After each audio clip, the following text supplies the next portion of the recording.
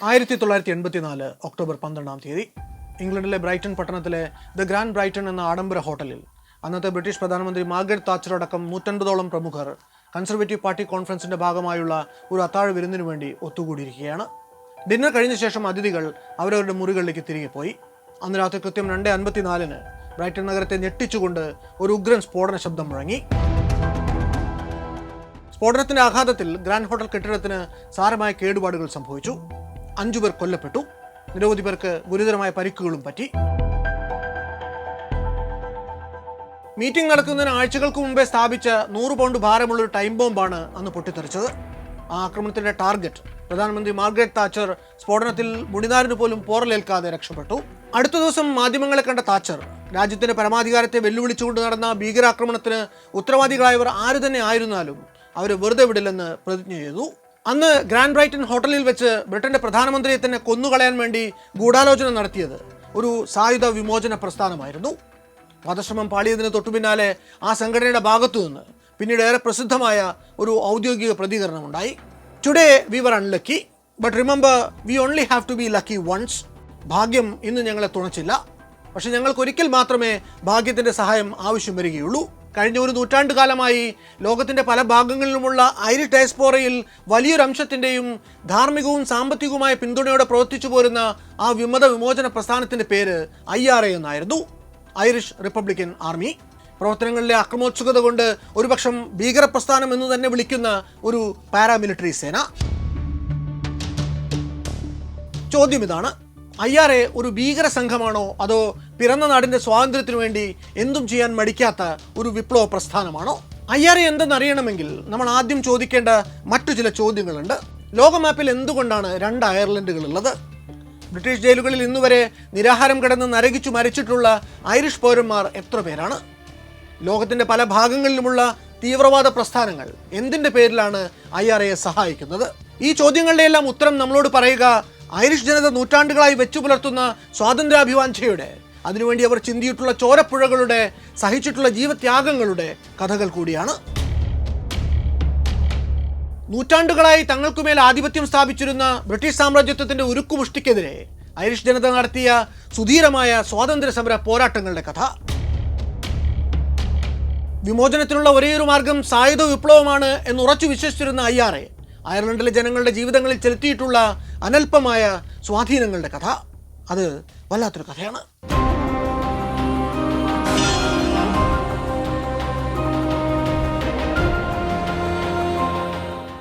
Ireland എന്ന പേരിൽ പിന്നീട് വിളിക്കപ്പെട്ട ഈ ദ്വീപിൽ ചരിത്രാതീത കാലം തൊട്ട് തന്നെ മനുഷ്യർ അധിവസിച്ചിരുന്നു. അതിൻ്റെ ചില ശേഷിപ്പുകൾ ചില മെഗാലിത്തിക് സ്റ്റോൺ ടൂമ്പുകളുടെ രൂപത്തിൽ പിന്നീട് കണ്ടെടുക്കപ്പെട്ടിട്ടുണ്ടെങ്കിലും അയർലൻഡിലെ ആദിമ നിവാസികളെപ്പറ്റി കാര്യമായ വിവരങ്ങളൊന്നും തന്നെ ലഭ്യമല്ല. അയൺ ഏജ് കെൽട്ടുകളാണ് ഈ ദ്വീപിനുമേൽ ആഴത്തിലുള്ള സാംസ്കാരിക മുദ്രകൾ പതിപ്പിച്ച ആദ്യത്തെ മനുഷ്യവംശം. BCE 500ന്റെ തുടക്കത്തോടെ യൂറോപ്യൻ ഭൂപ്രദേശങ്ങളിൽ നിന്ന് ഈ ദ്വീപിലേക്ക് കാലുകുത്തിയ കെൽട്ടുകൾ തനതായ കെൽട്ടിക് ഭാഷയും സവിശേഷമായ സംസ്കാരവും ഒപ്പം കൊണ്ടുവന്നു. കാലക്രമേണ ഈ ജനവിഭാഗം പ്രാദേശികമായി ചില ഉപസമൂഹങ്ങൾ അഥവാ സബ് കൾട്ടുകളായി വിഭജിതമായി. ആ സബ് കൾട്ടുകളിലൊന്നായ ഗെയിൽസ് പിന്നീട് ദ്വീപിലെ ഏറ്റവും പ്രബലമായ ശക്തിയായിട്ട് മാറി. തുടക്കത്തിൽ പ്രകൃതിയെ ആരാധിക്കുന്ന കെൽട്ടിക് പേഗനിസം ആയിരുന്നു അവരുടെ വിശ്വാസമെങ്കിൽ AD 5-ാം നൂറ്റാണ്ടോടെ ചരിത്രം മാറി മറിഞ്ഞു. ദ്വീപിലെത്തിയ സെന്റ് പാട്രിക്കിനെ പോലെയുള്ള ക്രിസ്ത്യൻ മിഷണറിമാർ ഐറിഷ് ജനതയെ ഒന്നടങ്കം ക്രിസ്ത്യാനിറ്റിയിലേക്ക് പരിവർത്തനം ചെയ്യുകയും അതോടെ കത്തോലിക്ക വിശ്വാസം അയർലൻഡിന്റെ ആത്മാവായി മാറുകയും ചെയ്തു. അതിനിടെ 16-ാം നൂറ്റാണ്ടിൽ ഇംഗ്ലണ്ട് ഭരിച്ചിരുന്ന ഹെൻറി 8-ാമൻ രാജാവ് കത്തോലിക്ക സഭയുമായും റോമിലെ മാർപ്പാപ്പയുമായും പൂർണ്ണമായും തെറ്റിപ്പിരിഞ്ഞ് പ്രൊട്ടസ്റ്റന്റ് വിശ്വാസം സ്വീകരിച്ചു. താൻ പുതുതായിട്ട് രൂപീകരിച്ച വിശ്വാസവും ഒപ്പം തന്റെ രാഷ്ട്രീയ അധികാരവും അയർലൻഡിലേക്ക് കൂടി വ്യാപിപ്പിക്കാൻ രാജാവ് ശ്രമിച്ചപ്പോൾ തദ്ദേശവാസികളായ കെൽട്ടുകൾ അതിനെ പല്ലും നഖവും ഉപയോഗിച്ച് എതിർത്തു. ബ്രിട്ടീഷ് ദ്വീപുകൾ ഒന്നടങ്കം പ്രൊട്ടസ്റ്റന്റ് വിശ്വാസത്തിലേക്ക് മാറിയപ്പോഴും കടലിനാൽ വേർതിരിക്കപ്പെട്ട അയർലൻഡ് കടുത്ത കത്തോലിക്ക രാജ്യമായി തന്നെ ഉറച്ചു നിന്നു. ഈ മതപരമായ വ്യത്യാസമാണ് പിൽക്കാലത്ത് ഇരു വിഭാഗങ്ങൾക്കുമിടയിൽ രൂപപ്പെട്ട സകല രാഷ്ട്രീയ ശത്രുതകളുടെയും അടിത്തറ. CE 1800 ആയപ്പോഴേക്കും ഐറിഷ് ജനതയുടെ ഈ കടുത്ത പ്രതിരോധത്തെ കുറെ കൂടി മെരുക്കിയേ തീരൂ എന്ന് ബ്രിട്ടീഷ് ഭരണാധികാരികൾക്ക് ബോധ്യമായി. അതിന്റെ പശ്ചാത്തലത്തിലാണ് അക്കൊല്ലം ചരിത്രപ്രസിദ്ധമായ ആക്ട് ഓഫ് യൂണിയൻ ബ്രിട്ടൻ കൊണ്ടുവരുന്നത്. അതനുസരിച്ച് അയർലൻഡ് കൂടി യുണൈറ്റഡ് കിങ്ഡത്തിന്റെ ഔദ്യോഗിക ഭാഗമായി മാറി. നമ്മൾ ഇന്ന് കാണുന്ന പോലെ യൂണിയൻ ജാക്ക് പ്രതിനിധീകരിക്കുന്ന ഗ്രേറ്റ് ബ്രിട്ടൻ ജന്മമെടുക്കുന്നു. ഇതിൻ്റെ ആദ്യത്തെ ആഘാതം എന്നോണം ഡബ്ലിനിലെ സ്വതന്ത്ര ഐറിഷ് പാർലമെന്റ് പിരിച്ചുവിടപ്പെട്ടു. പകരം ലണ്ടനിലെ ബ്രിട്ടീഷ് പാർലമെന്റിൽ അയർലൻഡിന് 100 സീറ്റുകൾ നൽകി. എന്നാൽ പാർലമെന്റിലെ മൊത്തം അംഗസംഖ്യയുടെ വെറും 15% മാത്രമായിരുന്നു ഈ സീറ്റുകൾ. അതുകൊണ്ട് തന്നെ തങ്ങളുടെ മർമ്മപ്രധാനമായിട്ടുള്ള ആഭ്യന്തര നയങ്ങൾ തീരുമാനിക്കുന്ന സഭയ്ക്കുമേലെ ഐറിഷ് ജനപ്രതിനിധികൾക്ക് യാതൊരുവിധ സ്വാധീന ശക്തിയും ഇല്ലാതെയായി. 19ാം നൂറ്റാണ്ടിന്റെ പകുതിയോടെ അയർലൻഡിൽ ക്ഷാമം പൊട്ടിപ്പുറപ്പെട്ടപ്പോൾ ജനങ്ങൾ ഭക്ഷണം കിട്ടാതെ തെരുവിൽ മരിച്ചു വീണുകൊണ്ടിരുന്നപ്പോഴും ബ്രിട്ടീഷ് അധികാരികളുടെ സമീപനം കടുത്ത ക്രൂരത നിറഞ്ഞതായിരുന്നു. സാമ്പത്തിക കാര്യങ്ങളിൽ ഗവൺമെന്റ് ഇടപെടരുത് എന്ന ലസെഫെയർ നയത്തിൽ അടിയുറച്ചു വിശ്വസിച്ചിരുന്ന സർ ചാൾസ് ട്രെവലിയാനെ പോലെയുള്ള ഉദ്യോഗസ്ഥർ ക്ഷാമത്തെ വീണ്ടും വഷളാക്കി. വിളവിൽ ഇത്രയും വലിയ ഇടിവ് സംഭവിച്ചിട്ടും അയർലൻഡിലെ പട്ടിണിപ്പാവങ്ങളുടെ വയറ്റത്തടിച്ചുകൊണ്ട് അവിടുത്തെ ധാന്യങ്ങളുടെയും ഉരുളക്കിഴങ്ങിന്റെയും ഒക്കെ കയറ്റുമതി ബ്രിട്ടൻ നിർബാധം തുറന്നുപോയി. സഹായം തേടി ബ്രിട്ടീഷ് അഡ്മിനിസ്ട്രേഷന് മുന്നിൽ കൈനീട്ടിയ ഐറിഷ് ജനതയോട് അന്ന് ബ്രിട്ടൻ പറഞ്ഞത് help had to be earned എന്നാണ്. അതായത് പട്ടിണി കിടന്ന ഒരു ജനത ഒരു നേരത്തെ ഭക്ഷണത്തിന് പൊതുമരാമത്ത് ജോലികളിൽ പകലന്തിയോളം അടിമപ്പണി ചെയ്യാൻ നിർബന്ധിതരായി. 1845 ആരംഭിച്ച ആ ക്ഷാമം അടുത്ത 7 വർഷത്തിനുള്ളിൽ 10 ലക്ഷത്തിലധികം സാധുക്കളുടെ ജീവനെടുത്തു. അതിൽ തന്നെ 1846 കഠിനമായ ശൈത്യത്തിനും 47 വസന്തത്തിനും ഇടയിലുള്ള പിന്നീട് ബ്ലാക്ക് 47 എന്നറിയപ്പെട്ട പഞ്ഞമാസങ്ങളിൽ മാത്രം മരിച്ചുപോയത് 5 ലക്ഷത്തോളം ഐറിഷ് പൗരന്മാരാണ്. പട്ടിണി കിടന്നും പ്രിയപ്പെട്ടവർ കൺമുന്നിൽ കിടന്നും മരിക്കുന്നത് കണ്ടും മടുത്ത ഐറിഷ് ജനതയുടെ നല്ലൊരു ഭാഗവും ഒടുവിൽ നാട്ടിൽ നിന്ന് കൂട്ടത്തോടെ പലായനം ചെയ്യാൻ തുടങ്ങി. ശവപ്പെട്ടിക്കപ്പലുകൾ എന്ന് വിളിക്കപ്പെട്ട സുരക്ഷിതമല്ലാത്ത ബോട്ടുകളിൽ കയറി അമേരിക്കൻ ഐക്യനാടുകളിലേക്കും ലോകത്തിന്റെ മറ്റു പല കോണുകളിലേക്കുമായിട്ട് അന്ന് നാടുവിട്ട് ഓടിയത് 15 ലക്ഷത്തോളം ഐറിഷ് പൗരന്മാരാണ്. ഒരൊറ്റ പതിറ്റാണ്ട് കൊണ്ട് രാജ്യത്തിന്റെ ജനസംഖ്യയിൽ 4/1 കുറവുണ്ടായി. പല ഐറിഷ് ഗ്രാമങ്ങളും ആളൊഴിഞ്ഞ് വിജനഭൂമികളായിട്ട് മാറി. ഈ ഒരു മഹാക്ഷാമത്തെ അതിജീവിച്ചുകൊണ്ട് നാട്ടിൽ തുടർന്നുപോയ ഓരോ ഐറിഷ് കുടുംബത്തിൻ്റെ ഉള്ളിലും ബ്രിട്ടീഷ് ഭരണകൂടത്തോടുള്ള കടുത്ത അമർഷം പുകയുന്നുണ്ടായിരുന്നു. തങ്ങളുടെ നട്ടിലൊടിക്കുന്ന സഹതാപലേശമില്ലാതെ തങ്ങളെ ചൂഷണം ചെയ്യുന്ന ബ്രിട്ടീഷ് ആധിപത്യത്തെ കുടഞ്ഞെറിഞ്ഞ് സ്വതന്ത്രരാകണമെന്ന് ഐറിഷ് ജനത സ്വാഭാവികമായും ആഗ്രഹിച്ചു. തുടക്കത്തിൽ ഐറിഷ് രാഷ്ട്രീയ നേതാക്കൾ ശ്രമിച്ചത് ജനാധിപത്യത്തിൻ്റെ വഴിയിലൂടെ മാറ്റങ്ങൾ കൊണ്ടുവരാനാണ്. യുണൈറ്റഡ് കിങ്ഡത്തിന് കീഴിൽ തുടർന്നുകൊണ്ട് തന്നെ ഹോം റൂൾ എന്ന പേരിൽ അയർലൻഡിന് ഒരു സ്വയംഭരണ അവകാശം നേടിയെടുക്കാൻ അവർ ശ്രമിച്ചു. ഈ ആവശ്യം ഉന്നയിച്ചുകൊണ്ട് അവർ ബ്രിട്ടീഷ് പാർലമെന്റിൽ ശബ്ദമുയർത്തി. ഒടുവിൽ സഭ തന്നെ ബഹിഷ്കരിച്ചുകൊണ്ട് വാക്കൗട്ട് നടത്തി പ്രതിഷേധം അറിയിച്ചു. ഈ രാഷ്ട്രീയ നീക്കങ്ങൾക്കൊപ്പം തെരുവിൽ മറ്റു പല ജനകീയ മുന്നേറ്റങ്ങളും ശക്തി പ്രാപിച്ചു വന്നു. അവ പ്രധാനമായും 2 തരത്തിലായിരുന്നു. സ്വയംഭരണം ആവശ്യപ്പെട്ടുകൊണ്ടുള്ള ജനാധിപത്യ മാർഗങ്ങൾ മാത്രം അവലംബിച്ചിരുന്ന മിതവാദികളും ബ്രിട്ടനിൽ നിന്ന് പൂർണ്ണമായും വേറിട്ട ഒരു രാജ്യം തന്നെ വേണമെന്ന് ഡിമാൻഡ് ചെയ്ത തീവ്രവാദികളും. ഇതോടൊപ്പം ലോകവ്യാപകമായി ശക്തി പ്രാപിച്ചുകൊണ്ടിരുന്ന സഫ്രജ് മൂവ്മെന്റ് അഥവാ സ്ത്രീകൾക്ക് വോട്ടവകാശം വേണമെന്ന സമരം, കൂടുതൽ മെച്ചപ്പെട്ട വേതനവും ജോലി സാഹചര്യങ്ങളും ആവശ്യപ്പെട്ടുകൊണ്ട് തൊഴിലാളി യൂണിയനുകൾ നടത്തിക്കൊണ്ടിരുന്ന സമരങ്ങൾ എന്നിവയും അയർലൻഡിൽ സജീവമാകുന്നു.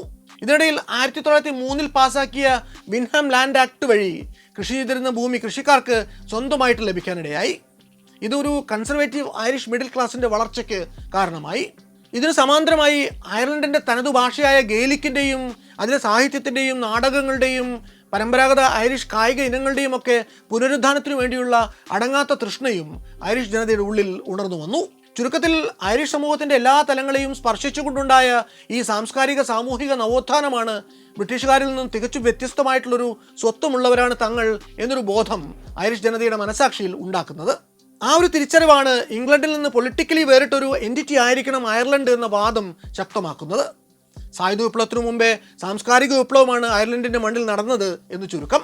1905 നവംബറിൽ അന്നത്തെ അറിയപ്പെടുന്ന ഐറിഷ് പത്രപ്രവർത്തകരിൽ ഒരാളായിരുന്ന ആർതർ ഗ്രിഫിത്ത് ഷിൻഫെയിൻ എന്ന പേരിൽ ഒരു പ്രസ്ഥാനം ആരംഭിച്ചു. ഷിൻഫെയിൻ എന്ന ഐറിഷ് വാക്കിന്റെ അർത്ഥം വി അവർ സെൽവ്സ്, നമ്മൾ സ്വയം എന്നായിരുന്നു. അയർലൻഡിന്റെ പരിപൂർണ്ണ സ്വാതന്ത്ര്യമായിരുന്നു അതിന്റെ ആത്യന്തിക ലക്ഷ്യം.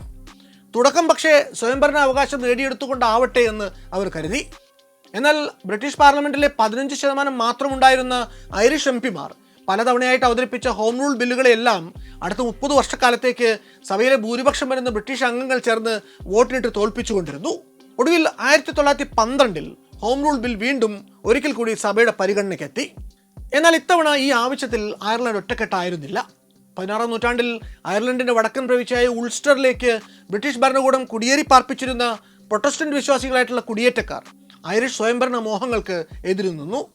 ബ്രിട്ടന്റെ ഭരണം തന്നെ തുടരണമെന്ന് വാദിച്ച ഇവർ അന്ന് യൂണിയനിസ്റ്റുകൾ എന്നാണ് അറിയപ്പെട്ടത്.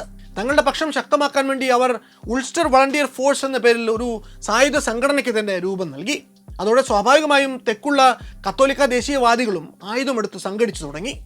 അവർ ഐറിഷ് വളണ്ടിയർ ഫോഴ്സ് എന്ന പേരിൽ ഒരു സായുധ സംഘടന രൂപീകരിച്ചു. ഇങ്ങനെ എതിർപ്പുകൾ പലതുണ്ടായിരുന്നിട്ടും കോലാഹലങ്ങൾക്കൊടുവിൽ 1914 ഹോം റൂൾ ആക്ട് ബ്രിട്ടീഷ് പാർലമെന്റിൽ പാസ്സായി. അയർലൻഡിന് വേറെ ഒരു പാർലമെന്റ് തന്നെ ഉണ്ടായി. ഭൂരിപക്ഷം ഐറിഷ് ജനതയും ഇതിന്റെ പേരിൽ ഉള്ളിൽ സന്തോഷിച്ചപ്പോൾ വടക്കൻ അയർലൻഡിലെ യൂണിയനിസ്റ്റുകൾ ഇതിനെതിരെ ആയുധവുമായിട്ട് തെരുവിലിറങ്ങി. അയർലൻഡ് ഒരു വലിയ ആഭ്യന്തര കലാപത്തിലേക്ക് നീങ്ങും എന്ന സാഹചര്യമുണ്ടായി. കൃത്യം ഈ സമയത്താണ് ലോകചരിത്രത്തെ മാറ്റിമറിച്ച ഒന്നാം ലോക മഹായുദ്ധം പൊട്ടിപ്പുറപ്പെടുന്നത്. ശത്രുരാജ്യങ്ങളാൽ വളയപ്പെട്ട ബ്രിട്ടന് തൽക്കാലം അയർലൻഡിലെ ആഭ്യന്തര പ്രശ്നത്തിൽ ഇടപെടാൻ സാവകാശമില്ലായിരുന്നു. അതുകൊണ്ട് അവർ ഹോം റൂൾ നിയമം താൽക്കാലികമായി മരവിപ്പിച്ചു. യുദ്ധം കഴിഞ്ഞാലേ നിയമം നടപ്പിലാക്കൂ എന്ന ബ്രിട്ടന്റെ പ്രഖ്യാപനം ഐറിഷ് നേതാക്കൾക്ക് വലിയ നിരാശയാണ് അന്ന് നൽകുന്നത്. ബ്രിട്ടന്റെ ഈ വലിയ പ്രതിസന്ധിയെ ഐറിഷ് ജനത പക്ഷേ തങ്ങളുടെ കാര്യസാധ്യത്തിനായിട്ടുള്ള ഒരു സുവർണ അവസരമായി തന്നെ കാണാൻ തുടങ്ങി. 1914 വേനൽക്കാലം ആയപ്പോഴേക്കും യൂണിയനിസ്റ്റുകളുടെ സൈന്യത്തിൽ ഏതാണ്ട് 80,000-ഓളം പേരും ഐറിഷ് ദേശീയതാവാദികളുടെ സൈന്യത്തിൽ ഏതാണ്ട് 1,80,000 പേരും രജിസ്റ്റർ ചെയ്ത് കഴിഞ്ഞിരുന്നു. ഐറിഷ് സ്വാതന്ത്ര്യ സമരത്തിൽ സ്ത്രീകൾ വഹിച്ച പങ്കും വളരെ വലുതായിരുന്നു. 1914 രൂപീകരിച്ച കുമന്ന മാൻ എന്ന വനിതാ സായുധ സംഘടന കൗണ്ടസ് മാർക്കി വിക്സിന്റെ നേതൃത്വത്തിൽ മെഡിക്കൽ സഹായം, ആയുധക്കടത്ത് എന്നിവയിൽ നിരന്തരം സഹായങ്ങൾ നൽകി. ഈ സമയത്ത് യൂറോപ്പിലെ പല രാജ്യങ്ങളുടെയും സൈന്യങ്ങളുടെ പക്കൽ പഴയ തോക്കുകളുടെ വലിയൊരു ശേഖരം തന്നെ ഉണ്ടായിരുന്നു. കൂടുതൽ എഫിഷ്യൻ്റ് ആയിട്ടുള്ള മാഗസിൻ ഫെഡ് ബോൾട്ട് ആക്ഷൻ റൈഫിളുകളിലേക്ക് ഈ സൈന്യങ്ങൾ മാറിയപ്പോൾ ഡീകമ്മീഷൻ ചെയ്ത പഴയ തോക്കുകൾ അവർ ഈ പ്രശ്നബാധിത പ്രദേശങ്ങളിലെ വിമത സേനകൾക്ക് ആദായ നിരക്കിൽ വിറ്റഴിക്കാൻ തുടങ്ങി. ഇവിടെയാണ് ജർമ്മനി കളി മാറ്റുന്നത്. ബ്രിട്ടനുമായി യുദ്ധത്തിലായിരുന്ന ജർമ്മൻ സൈന്യം ബ്രിട്ടനെ പ്രതിസന്ധിയിലാക്കാൻ വേണ്ടി മാത്രം ഉൾസ്റ്ററിലെ യൂണിയനിസ്റ്റുകൾക്കും തെക്ക് കിടക്കുന്ന ഐറിഷ് നാഷണലിസ്റ്റുകൾക്കും ഒരുപോലെ തങ്ങളുടെ ആയുധങ്ങൾ, വിശേഷിച്ച് ആംഗ്ലോ പ്രഷ്യൻ യുദ്ധത്തിലെ താരങ്ങളായിരുന്ന 1870s മൗസർ തോക്കുകൾ വിറ്റഴിച്ചു. കിട്ടാവുന്നത്ര ആയുധങ്ങൾ വില കൊടുത്തു വാങ്ങി ഇരുപക്ഷവും തങ്ങളുടെ പാളയങ്ങളിൽ സ്റ്റോക്ക് ചെയ്യുകയും ചെയ്തു. ഈ കനത്ത ആയുധശേഖരത്തിന്റെ ബലത്തിലാണ് 1916 ഏപ്രിൽ 24 അയർലൻഡിനെ ഉലച്ച ഈസ്റ്റർ റൈസിംഗ് പൊട്ടിപ്പുറപ്പെടുന്നത്. ഐറിഷ് റിപ്പബ്ലിക്കൻ ബ്രദർഹുഡ് എന്ന രഹസ്യ സംഘടനയിലെ തീവ്ര ദേശീയതാവാദികളായ ചെറുപ്പക്കാരുടെ ഒരു ചെറിയ സംഘമാണ് ഈസ്റ്റർ റൈസിംഗിന്റെ മാസ്റ്റർ പ്ലാൻ ഇടുന്നത്. ആളെണ്ണം കുറവായിരുന്ന അവർ വലിയ പ്രസ്ഥാനമായിരുന്ന ഐറിഷ് വളണ്ടിയർ ഫോഴ്സിനുള്ളിലേക്ക് നുഴഞ്ഞു കയറി അതിന്റെ താക്കോൽ സ്ഥാനങ്ങൾ പിടിച്ചെടുത്തു. തുടർന്ന് 1916 ഈസ്റ്റർ സൺഡേയിൽ ഒരു വലിയ ജനകീയ വിപ്ലവത്തിനുള്ള പദ്ധതിയും തയ്യാറാക്കി. ഒന്നാം ലോക മഹായുദ്ധം ആരംഭിച്ച 1914 തൊട്ട് തന്നെ ജർമ്മൻ ആയുധങ്ങളുടെ സഹായത്തോടെ ഇങ്ങനൊരു വമ്പൻ അട്ടിമറിക്ക് വേണ്ടിയുള്ള തയ്യാറെടുപ്പുകൾ ഐറിഷ് വളണ്ടിയർ ഫോഴ്സ് നടത്തുന്നുണ്ട്. വളണ്ടിയർ ഫോഴ്സ് നേതൃത്വം റോജർ കേസ്മെന്റ് എന്ന മുൻ ബ്രിട്ടീഷ് ഡിപ്ലോമാറ്റിനെ കൂടുതൽ ആയുധങ്ങൾ സോഴ്സ് ചെയ്യാൻ വേണ്ടി ജർമ്മനിയിലേക്ക് പറഞ്ഞുവിടുന്നു. അന്ന് ബ്രിട്ടനുമായി നേർക്കുനേർ യുദ്ധത്തിലായിരുന്ന ജർമ്മനി ആ വൈരത്തിന്റെ പുറത്ത് കലാപങ്ങൾ അഴിച്ചുവിട്ട് അന്തഛിദ്രങ്ങൾ ഉണ്ടാക്കി ബ്രിട്ടനെ പൊളിച്ചെടുക്കാൻ മുൻകൈ എടുക്കുമെന്ന് അദ്ദേഹം കരുതി. ഈ രഹസ്യ നീക്കം പക്ഷേ ബ്രിട്ടീഷ് ഇന്റലിജൻസ് ചോർത്തിയെടുക്കുന്നു. ജർമ്മൻ ആയുധങ്ങളുമായി വന്നെത്തിയ കപ്പൽ ബ്രിട്ടീഷ് നേവി കടലിൽ മുക്കുകയും തീരത്തിറങ്ങിയ കേസ്മെന്റിനെ അറസ്റ്റ് ചെയ്യുകയും ചെയ്യുന്നു. ഈ നേവൽ ഇന്റർസെപ്റ്റ് നടന്ന ഏതാണ്ട് അതേ സമയത്ത് തന്നെയാണ് ഐറിഷ് വളണ്ടിയർ ഫോഴ്സിന്റെ തലവനായിട്ടുള്ള ഓയിൻ മക്നീൽ തന്റെ സംഘടനയ്ക്കുള്ളിലേക്ക് നുഴഞ്ഞു കയറിയ ബ്രദർഹുഡിന്റെ ഒരു രഹസ്യ സംഘം താൻ അറിയാതെ തന്റെ പ്രസ്ഥാനത്തിന്റെ നയങ്ങളെ സ്വാധീനിച്ച് അതിനെ ഈസ്റ്റർ റൈസിംഗിലേക്ക് നയിച്ച വിവരം അറിയുന്നത്. ജർമ്മൻ ആയുധങ്ങൾ കൊണ്ടുവന്ന കപ്പൽ റോയൽ നേവി മുക്കിയ സ്ഥിതിക്ക് ഇനി ഈസ്റ്റർ റൈസിംഗിനുള്ള പദ്ധതികളുമായി മുന്നോട്ട് പോയിട്ട് കാര്യമില്ല എന്ന് തിരിച്ചറിയുന്ന മക്നീൽ ഈസ്റ്റർ സൺഡേ ദിവസം പുറത്തിറങ്ങിയ ഐറിഷ് പത്രങ്ങളിൽ ഇന്ന് നടത്താനിരുന്ന ജനകീയ വിപ്ലവം റദ്ദാക്കി എന്നൊരു സഡൻ ഓർഡർ പ്രസിദ്ധീകരിക്കുന്നു. എന്നാൽ അങ്ങനെ ഒരു കലാപത്തിനു വേണ്ട കരുക്കൾ നീക്കിയ ഐറിഷ് റിപ്പബ്ലിക്കൻ ബ്രദർഹുഡ് തങ്ങളുടെ പ്ലാനിൽ നിന്ന് പിന്മാറാൻ തയ്യാറായില്ല.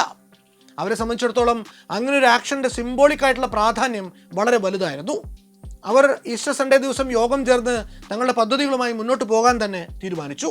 ഇത്രയും ആയ സ്ഥിതിക്ക് എന്തായാലും തങ്ങളെ പോലീസ് അറസ്റ്റ് ചെയ്യും എന്ന് മനസ്സിലാക്കുന്ന സംഘം തങ്ങളുടെ പ്ലാനുമായിട്ട് മുന്നോട്ട് പോകുന്നു.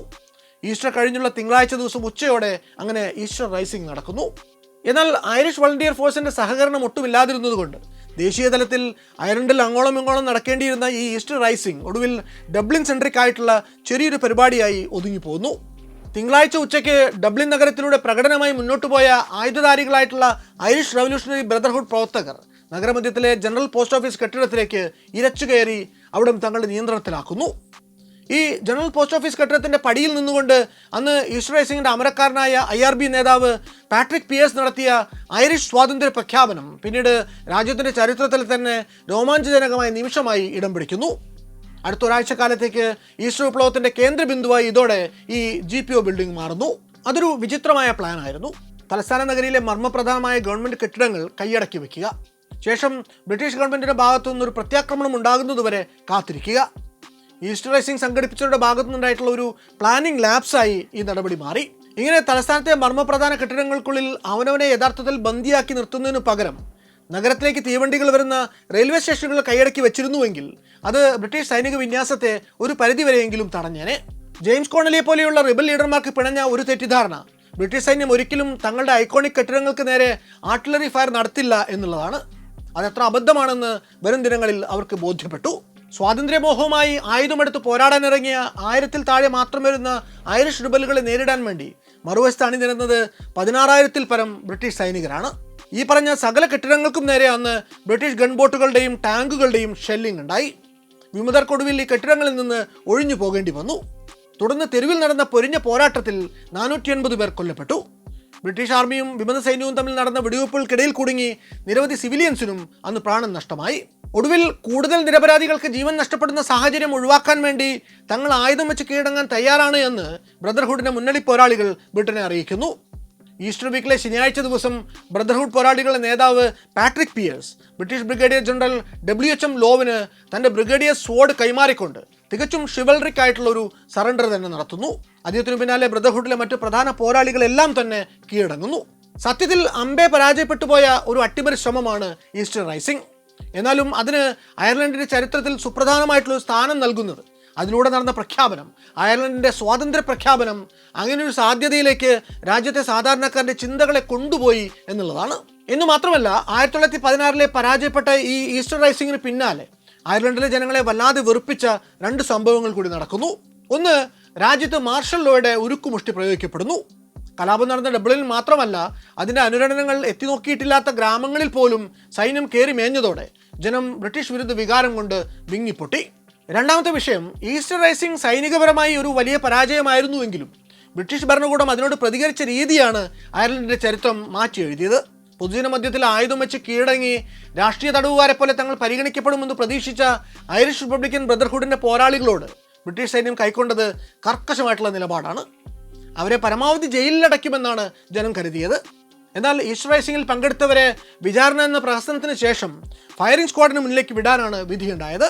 GPOയുടെ പടികളിൽ നിന്നുകൊണ്ട് പാട്രിക് പിയേഴ്സ് ഉറക്ക വായിച്ച് ലോകമറിഞ്ഞ ഈസ്റ്റർ മാനിഫെസ്റ്റോയിലെ സായുധ പോരാട്ടങ്ങൾക്ക് ജർമ്മനിയുടെ പിന്തുണയുണ്ടായിരുന്നു എന്ന പരാമർശമാണ് ഇങ്ങനൊരു കടുത്ത നടപടികളിലേക്ക് അന്ന് ബ്രിട്ടീഷ് സൈന്യത്തെ നയിച്ചത്. രാജ്യത്തിന്റെ ശത്രുവിൽ നിന്ന് സഹായം സ്വീകരിച്ച് വിഘടനവാദ പ്രവർത്തനങ്ങളിൽ ഏർപ്പെട്ടവർക്ക് വെടിയുണ്ട മാത്രമാണ് മറുപടി എന്ന് സൈന്യം പ്രഖ്യാപിച്ചു. അവരെ മാതൃകാപരമായി ശിക്ഷിച്ചില്ല എങ്കിൽ ഇനിയും ഇതുപോലുള്ള പൊട്ടിത്തെറികൾ രാജ്യത്തുണ്ടാകുമെന്നും അവർ കരുതി. തുടക്കത്തിൽ വധശിക്ഷ നൽകേണ്ട കുറ്റവാളികൾ എന്ന് കണ്ടെത്തപ്പെട്ടത് സറണ്ടർ ചെയ്തവരിൽ 90 പേരായിരുന്നു. ശിക്ഷ നടപ്പിലാക്കേണ്ട ദിവസം അതിനാടകീയമായ രീതിയിൽ ഈ 90 പേരിൽ നിന്ന് 15 ബദ്ധശത്രുക്കളെ മാത്രം തിരഞ്ഞു പിടിച്ചു കൊണ്ടുപോയി ബ്രിട്ടീഷ് സൈന്യം ഡബ്ലിനിലെ കിൽമൈൻഹാം ജയിലിൽ വെച്ച് ഫയറിംഗ് സ്ക്വാഡിനെ കൊണ്ട് അവരെ വെടിവെച്ച് കൊല്ലിപ്പിച്ചു. ഈ 15 എക്സിക്യൂഷനുകളിൽ ഒരെണ്ണം ഐറിഷ് പൗരന്മാരെ വല്ലാതെ വേദനിപ്പിച്ചു. അതായിരുന്നു റവല്യൂഷണറി ബ്രദർഹുഡ് നേതാവായിരുന്ന ജെയിംസ് കോണലിയുടെ എക്സിക്യൂഷൻ. അത് പൊതുജനങ്ങൾക്കിടയിൽ വിപ്ലവത്തോട് അനുതാപവും അനുഭാവവും ഉണ്ടാകാൻ കാരണമായി. ഈസ്റ്റർ റൈസിംഗിന് ശേഷം റോയൽ ബ്രിട്ടീഷ് ആർമി നടത്തിയ തിരിച്ചടിയിൽ കോണലിക്ക് ഗുരുതരമായി പരിക്കേറ്റിരുന്നു. എഴുന്നേറ്റ് നേരെ നിൽക്കാൻ പോലും സാധിക്കാത്ത അവസ്ഥയിൽ സ്ട്രെച്ചറിൽ കിടക്കുകയായിരുന്ന അയാളെ ഒരു കസേരയിൽ കെട്ടിയിട്ടിട്ടാണ് അന്ന് ബ്രിട്ടീഷ് ഫയറിംഗ് സ്ക്വാഡ് വെടിവെച്ച് കൊന്നുകളയുന്നത്.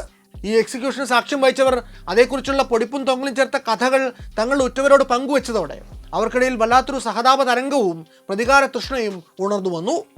ആ രക്തസാക്ഷിത്വം ജെയിംസ് കോണലിക്ക് അയർലൻഡിലെ സാധാരണക്കാരുടെ ഹൃദയങ്ങളിൽ ഒരു വീരപരിവേഷം തന്നെ നൽകി. ഇതിൻ്റെയൊക്കെ പ്രതിഫലനം ഉണ്ടാവുന്നത് 1918-ൽ നടന്ന അടുത്ത പൊതു തെരഞ്ഞെടുപ്പിലാണ്. തെരഞ്ഞെടുപ്പിനെ ഷിൻഫെയിൻ പാർട്ടി നേരിടുന്നത് തന്നെ is Ireland A part of England എന്ന സുവ്യക്തമായ ചോദ്യത്തോടും ആ ചോദ്യത്തിനുള്ള വളരെ കൃത്യമായ ഒരു ഉത്തരത്തോടും കൂടിയാണ്. ഖാക്കി ഇലക്ഷൻ എന്നറിയപ്പെട്ട ആ തെരഞ്ഞെടുപ്പിന്റെ ഫലം വന്നപ്പോൾ ഷിൻഫെയിൻ പാർട്ടി ബ്രിട്ടീഷ് പാർലമെന്റിലേക്കുള്ള അയർലൻഡിന്റെ 105 സീറ്റിൽ 73 അന്ന് നേടുന്നു.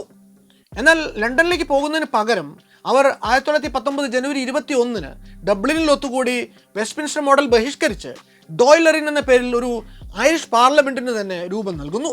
അയർലൻഡ് ഒരു സ്വതന്ത്ര റിപ്പബ്ലിക്കായിട്ട് മാറിയെന്ന് പ്രഖ്യാപിക്കുന്ന ഡോയ്ലറിൻ നേരത്തെ ഐറിഷ് വൾഡറി ഫോഴ്സിന് കീഴിൽ സംഘടിച്ച് സായുധ പരിശീലനം നേടി നിന്ന പാരാമിലിറ്ററി സേനയെ പുതിയ രാജ്യത്തിൻ്റെ സൈന്യമായിട്ട് പ്രഖ്യാപിക്കുകയും അതിനെ ഐറിഷ് റിപ്പബ്ലിക്കൻ ആർമി അഥവാ IRA എന്ന് റീബ്രാൻഡ് ചെയ്യുകയും ചെയ്തു.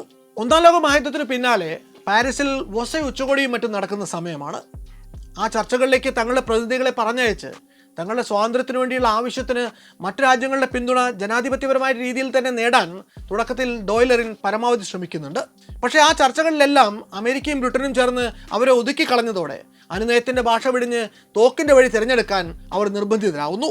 ഈസ്റ്റർ റൈസിംഗിന്റെ ചാരത്തിൽ നിന്ന് ഉയർന്നു വന്ന പുതിയ തലമുറ നേതാക്കളിൽ ഏറ്റവും പ്രമുഖനായിരുന്നു മൈക്കൽ കോളിൻസ്. പരമ്പരാഗതമായിട്ടുള്ള യുദ്ധമുറകൾ വിട്ട് ബ്രിട്ടനെ തകർക്കാൻ വേണ്ടി അദ്ദേഹം ഗറില്ല യുദ്ധമുറകളും ശക്തമായൊരു രഹസ്യാന്വേഷണ ശൃംഖലയും ഒക്കെ കെട്ടിപ്പടുത്തു. IRA രൂപീകരിച്ച അന്ന് തന്നെ അതിലെ ചില അംഗങ്ങൾ ചേർന്ന് മേലധികാരികളുടെ സമ്മതത്തിന് കാക്കാതെ ആദ്യത്തെ ആക്ഷൻ നടത്തുന്നു. റൂറൽ അയർലൻഡിലെ സോളോ ഹെബ്ബഗിലുള്ള ഒരു ക്വാറിയിലേക്ക് വേണ്ട സ്ഫോടക വസ്തുക്കൾ കൊണ്ടുപോവുകയായിരുന്ന ബ്രിട്ടീഷ് പോലീസ് സംഘത്തെ ആക്രമിച്ച് അവരെ വെടിവെച്ച് കൊന്നുകളയുന്നു. അന്ന് കൊല്ലപ്പെട്ട ബ്രിട്ടീഷ് സൈന്യത്തിലെ റോയൽ ഐറിഷ് കോൺസ്റ്റാബിലറിയുടെ ഓഫീസർമാർ രണ്ടുപേരും കാത്തലിക് ഐറിഷ് വംശജർ തന്നെ ആയിരുന്നുവെങ്കിലും ആ നടപടി ബ്രിട്ടീഷ് ആധിപത്യത്തോടുള്ള ഐറിഷ് വംശജരുടെ വിദ്വേഷത്തിന്റെ പ്രതീകമായി തന്നെ വിലയിരുത്തപ്പെട്ടു. അന്ന് ഡോയ്ലറിന്റെയോ IRA നേതൃത്വത്തിന്റെയോ ഒന്നും അറിവോ സമ്മതമോ കൂടാതെ നടന്ന ഈ റോഗ് ആക്ഷന് പിന്നാലെ ഐറിഷ് വാർ ഓഫ് ഇൻഡിപെൻഡൻസ് പൊട്ടിപ്പുറപ്പെടുന്നു. ആദ്യഘട്ടത്തിലൊന്നും ബ്രിട്ടീഷ് സൈന്യവും IRAയും തമ്മിൽ നേർക്കുനേർ പോരാട്ടങ്ങൾ ഉണ്ടാകുന്നില്ല. അതെല്ലാം പോലീസ് ബാരക്കുകളുടെ നേർക്കുള്ള ആക്രമണങ്ങളും തീവെട്ടിക്കൊള്ളകളും മാത്രമാണ്. ആയുധങ്ങളും വെടിക്കോപ്പുകളും സ്വന്തമാക്കുക എന്നൊരു ലക്ഷ്യം കൂടി ഇത്തരം ഒറ്റപ്പെട്ട ആക്രമണങ്ങൾക്ക് അന്നുണ്ടായിരുന്നു. ഈ കാലഘട്ടത്തിൽ തന്നെ ഐറിഷ് സിവിൽ എസ്റ്റാബ്ലിഷ്മെന്റിന്റെ ഭാഗത്തു നിന്ന് ബ്രിട്ടീഷ് സംവിധാനങ്ങൾക്ക് നേരെ ഒരു നിസ്സഹകരണ പ്രസ്ഥാനവും കൂടി പ്രവർത്തിച്ചു തുടങ്ങിയതോടെ ബ്രിട്ടന് കാര്യങ്ങളുടെ ഗൗരവം മനസ്സിലായി. എന്തെങ്കിലുമൊക്കെ പ്രതിവിധികൾ ഉടൻ ചെയ്തില്ലെങ്കിൽ അയർലൻഡിന് മേലുള്ള തങ്ങളുടെ അധികാരങ്ങൾ കൈവിട്ടു പോകുമെന്ന് ബ്രിട്ടീഷ് ഭരണാധികാരികൾ തിരിച്ചറിഞ്ഞു. 1920 അന്നത്തെ ബ്രിട്ടീഷ് പ്രധാനമന്ത്രിയായിരുന്ന ലോയിഡ് ജോർജ് ബ്ലാക്ക് ആൻഡ് ടാൻസ് എന്നു പേരുള്ള ഒരു പാരാമിലിറ്ററി സേനയെ ഇറക്കി IRAയുടെ ടെറർ കൊണ്ട് തന്നെ നേരിടാൻ തീരുമാനിച്ചതോടെ അയർലൻഡിന്റെ മണ്ണ് ചോരയിൽ കുതിർന്നു തുടങ്ങി. ബ്രിട്ടീഷ് സൈനിക കമാൻഡോകളെ നേരിട്ട് ഡിപ്ലോയ് ചെയ്യുന്നതിന് പകരം അവരെ റോയൽ ഐറിഷ് കോൺസ്റ്റാബിലറി എന്ന പോലീസ് സേനയിലേക്ക് റിക്രൂട്ട് ചെയ്യുകയാണ് ബ്രിട്ടൻ അന്ന് ചെയ്യുന്നത്. അയർലൻഡുമായി ബ്രിട്ടൻ യുദ്ധത്തിൽ ഏർപ്പെട്ടു എന്നൊരു അപഖ്യാതി കേൾപ്പിക്കാതിരിക്കാൻ വേണ്ടി പ്രവിശ്യയിൽ ക്രമസമാധാന പ്രശ്നങ്ങൾ ഉണ്ടായപ്പോൾ അതിനെ നേരിടാൻ പോലീസിനെ റോയൽ ഐറിഷ് കോൺസ്റ്റാബിലറിയെ നിയോഗിച്ചു എന്നാണ് അന്ന് ലോർഡ് ജോർജ് പത്രമാധ്യമങ്ങളോട് പറയുന്നത്. ഇവരെ അന്ന് ജനം ബ്ലാക്ക് ആൻഡ് ടാൻസ് എന്ന് വിളിക്കാനും ഒരു കാരണമുണ്ട്. അന്ന് പെട്ടെന്നുള്ള ഡിപ്ലോയ്മെന്റ് ആയതുകൊണ്ട് യൂണിഫോംസിന് കാര്യമായിട്ടുള്ള ക്ഷാമം ഉണ്ടാകുന്നു. അപ്പോൾ അവർ ഐറിഷ് കോൺസ്റ്റാബിലറിയുടെ കണ്ടാൽ കറുപ്പ് നിറം പോലെ തോന്നിക്കുന്ന യൂണിഫോമും ബ്രിട്ടീഷ് സൈന്യത്തിന്റെ ടാൻ എന്നറിയപ്പെട്ടിരുന്ന റോയൽ ഖാക്കിയും മിക്സ് ചെയ്തും അവർക്ക് ധരിക്കാൻ നൽകിയിരുന്നു. ഇങ്ങനെ ബ്ലാക്ക് ആൻഡ് ടാൻസ് അയർലൻഡിൽ ഇറങ്ങിയതോടെ അക്രമം വേറെ ലെവലിലേക്ക് പോകുന്നു. IRAയുടെ ഓപ്പറേഷനുകൾക്ക് ഒരു ഗറില്ല സ്വഭാവം ഉണ്ടായിരുന്നതുകൊണ്ട് പലപ്പോഴും ഈ ബ്ലാക്ക് ആൻഡ് ടാൻസിന്റെ പ്രതികാര നടപടികൾ IRAയ്ക്ക് അഭയം നൽകുന്ന അവരുടെ അനുഭാവം വെച്ച് പുലർത്തുന്ന നാട്ടുകാരോടായി. ഒരു തരത്തിൽ പറഞ്ഞാൽ counter terror and insurgency operation എന്ന പേരിൽ അന്ന് അയർലൻഡിന്റെ ഗ്രാമഗ്രാമാന്തരങ്ങളിൽ അരങ്ങേറിയത് സ്റ്റേറ്റ് സാങ്ഷൻഡ് ആയിട്ടുള്ള തീവെട്ടിക്കൊള്ളകളും ഉന്മൂലനങ്ങളും ബലാത്സംഗങ്ങളും മറ്റു ചൂഷണങ്ങളുമൊക്കെയാണ്. സത്യത്തിൽ ഈ അടിച്ചമർത്തലുകൾക്ക് ചുക്കാൻ പിടിക്കാൻ പിന്നിലുണ്ടായിരുന്നത് റോയൽ ഐറിഷ് കോൺസ്റ്റാബിലറിയുടെ ബ്രിട്ടീഷ് ഓഫീസർമാരടങ്ങുന്ന ഓക്സീസ് എന്നറിയപ്പെടുന്ന ഓക്സിലറി ഡിവിഷനാണ്. മുൻനിരയിൽ എന്നും ബ്ലാക്ക് ആൻഡ് ടാൻസ് ആയിരുന്നു ആക്ഷനിൽ എന്നതുകൊണ്ട് പഴി എപ്പോഴും അവർക്ക് കിട്ടി എന്നു മാത്രം. ഇങ്ങനെ ഐറിഷ് വാർ ഓഫ് ഇൻഡിപെൻഡൻസ് പുരോഗമിക്കുന്നതിനിടയ്ക്ക് 1920 രാജ്യം വലിയൊരു വർഗീയ കലാപത്തിനും സാക്ഷ്യം വഹിക്കുന്നു. ഒന്നാം ലോക മഹായുദ്ധത്തിന്റെ പരിസമാപ്തിയോടെ രാജ്യത്ത് തൊഴിലില്ലായ്മ രൂക്ഷമായിരുന്നു. യുദ്ധത്തിൽ ബ്രിട്ടനോട് ചേർന്നു നിന്ന പ്രൊട്ടസ്റ്റന്റുകൾക്ക് അതുവരെയും തങ്ങളുടെ കുത്തകയായിരുന്ന തുറമുഖങ്ങളിലെയും മറ്റും മികച്ച ശമ്പളമുള്ള തൊഴിലുകൾ ബ്രിട്ടനോട് കൂറില്ലാത്ത സോഷ്യലിസത്തിനു വേണ്ടി വാദിക്കുന്ന ഐറിഷ് കാത്തലിക്കുകൾ അപഹരിച്ചേക്കുമോ എന്നൊരു ഭീതിയുണ്ടായി. ഇവർക്കിടയിലുണ്ടായ അവിശ്വാസത്തിന്റെ അന്തരീക്ഷത്തിലാണ് അയർലൻഡ് എന്ന് വർഗീയ കലാപത്തിലേക്ക് വഴുതി വീഴുന്നത്. 1920 ജൂലൈ പകുതിയോടെ ബെൽഫാസ്റ്റിൽ ആരംഭിക്കുന്ന ഈ ലഹളയ്ക്കിടെ കത്തോലിക്ക വിഭാഗക്കാരുടെ വീടുകളും സ്ഥാപനങ്ങളും ഒക്കെ തുടർച്ചയായി ആക്രമിക്കപ്പെട്ടു, തീയിട്ട് നശിപ്പിക്കപ്പെട്ടു. 2 വർഷക്കാലം ഈ കലാപാന്തരീക്ഷം തുടർന്നുപോയി. ഐറിഷ് വാർ ഓഫ് ഇൻഡിപെൻഡൻസിന്റെ ഫ്ലാഷ് പോയിന്റ് എന്നൊക്കെ വിളിക്കാവുന്നത് 1920 നവംബർ 21 ഞായറാഴ്ച ദിവസമാണ്. ബ്ലഡി സൺഡേ എന്നറിയപ്പെട്ട ഈ ഒരൊറ്റ ദിവസം കൊണ്ട് IRAയുടെ ഫിനാൻസ് മിനിസ്റ്ററും ഡയറക്ടർ ഓഫ് ഇന്റലിജൻസുമായ മൈക്കൽ കോളിൻസ് ഹാൻഡ് പിക്ക് ചെയ്തെടുത്ത കുറേ IRA പോരാളികൾ ഡബ്ലിൻ സിറ്റി സെന്ററും സബർബൻ ടൗണുകളും കേന്ദ്രീകരിച്ച് ഒരേ സമയം നിരവധി ടാർഗറ്റഡ് ആക്രമണങ്ങൾ നടത്തി. തങ്ങൾക്കെതിരെ രഹസ്യമായി പ്രവർത്തിച്ചിരുന്ന കെയ്റോ ഗാങ് എന്നറിയപ്പെടുന്ന ബ്രിട്ടീഷ് മിലിറ്ററി ഇന്റലിജൻസ് ഓഫീസർമാരായിട്ടുള്ള 14 പേരെ കിടക്കറകളിലേക്ക് കയറി ചെന്ന് അവർ വെടിവെച്ചു കൊന്നു. മിക്കവാറും പേരും കൊല്ലപ്പെട്ടത് കിടന്നുറങ്ങുമ്പോഴോ അല്ലെങ്കിൽ രാവിലെ എഴുന്നേറ്റ് പല്ല് തേക്കുമ്പോഴോ ഷേവ് ചെയ്യുമ്പോഴോ ഒക്കെ ആയിരുന്നു. ഈ ആക്രമണ പരമ്പരയോടുള്ള ബ്രിട്ടീഷ് ക്രൗൺ ഫോഴ്സസിന്റെ പ്രതികരണവും വളരെ നിഷ്ഠൂരമായിരുന്നു. ഉദാഹരണത്തിന് അന്ന് വൈകുന്നേരം തന്നെ ക്രോക്ക് പാർക്കിലെ സ്റ്റേഡിയത്തിൽ ഗെയിലിക് ഫുട്ബോൾ മത്സരം നടന്നുകൊണ്ടിരിക്കെ ബ്രിട്ടീഷ് ക്രൗൺ ഫോഴ്സസിന്റെ ഒരു വലിയ സായുധ സംഘം അവിടേക്ക് ഇരച്ചു കയറുന്നു. ഐറിഷ് റിപ്പബ്ലിക്കൻ അനുഭാവികളെ തെരഞ്ഞുപിടിക്കുകയായിരുന്നു ആ റെയ്ഡിന്റെ ലക്ഷ്യം. ആരാണ് എപ്പോഴാണ് വെടി ആദ്യം ഉതിർത്തത് എന്ന് നിശ്ചയമില്ല. പക്ഷേ ആ ഫുട്ബോൾ ഗ്രൗണ്ടിനെ വളഞ്ഞ് അന്ന് ബ്രിട്ടീഷ് സൈന്യം നടത്തിയ വെടിവെപ്പിൽ ആ മത്സരത്തിൽ പങ്കെടുത്ത ടീമുകളിലൊന്നിൻ്റെ ക്യാപ്റ്റനായിട്ടുള്ള മൈക്കൽ ഹോഗനും മത്സരം കാണാനെത്തിയ 2 കൗമാരക്കാരുമടക്കം 14 നിരപരാധികൾ കൊല്ലപ്പെട്ടു. അന്താരാഷ്ട്ര തലത്തിൽ ബ്രിട്ടന് വലിയ നാണക്കേടുണ്ടാക്കിയ ഒരു സംഭവമായി ഇത് മാറി. 1919 അമൃത്സറിൽ നടന്ന ജലിയൻവാലാബാഗ് കൂട്ടക്കൊലയോടാണ് ഈ സംഭവം പിന്നീട് ഉപമിക്കപ്പെട്ടത്. തങ്ങൾക്ക് നേരെ അക്രമം പ്രവർത്തിച്ച IRA ഓപ്പറേറ്റീവുകളെ പിടികൂടാൻ സാധിക്കാത്തതിന്റെ അമർഷം ബ്രിട്ടീഷ് സൈന്യം ഒന്നിറങ്ങി ഓടാൻ പോലും പറ്റാത്ത ഫുട്ബോൾ സ്റ്റേഡിയം പോലെ ഒരിടത്ത് തടിച്ചുകൂടിയിരുന്ന നിരപരാധികളെ വെടിവെച്ച് കൊന്ന് തീർക്കുകയായിരുന്നു എന്ന് വ്യാപകമായിട്ടുള്ള വിമർശനമുയർന്നു. 1921 വേനൽക്കാലമായപ്പോഴേക്കും ഇരുപക്ഷവും യുദ്ധം ചെയ്ത് ക്ഷീണിച്ചു പോയിരുന്നു.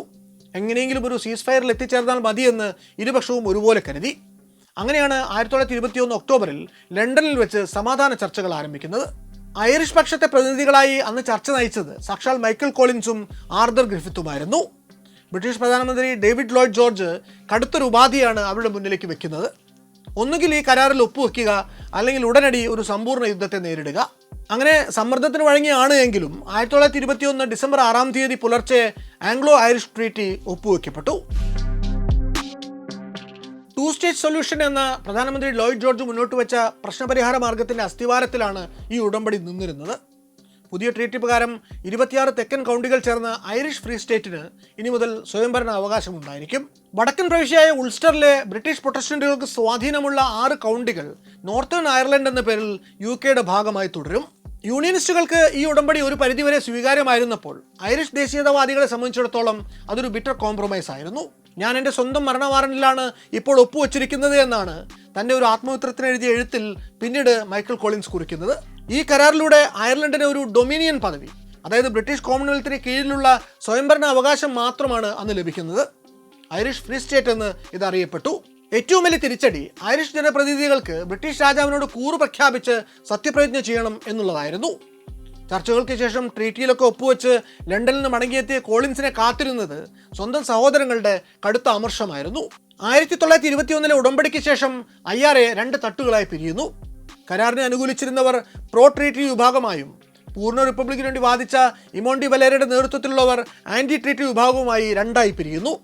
ഇന്നലെ വരെ ബ്രിട്ടനെതിരെ തോളോട് തോൾ ചേർന്ന് പോരാടിയിരുന്നവർ ഇന്ന് പരസ്പരം തോക്കുകൾ ചൂണ്ടാൻ തുടങ്ങി. ഇത് അയർലൻഡിനെ നയിക്കുന്നത് ഒരു ആഭ്യന്തര യുദ്ധത്തിലേക്കാണ്.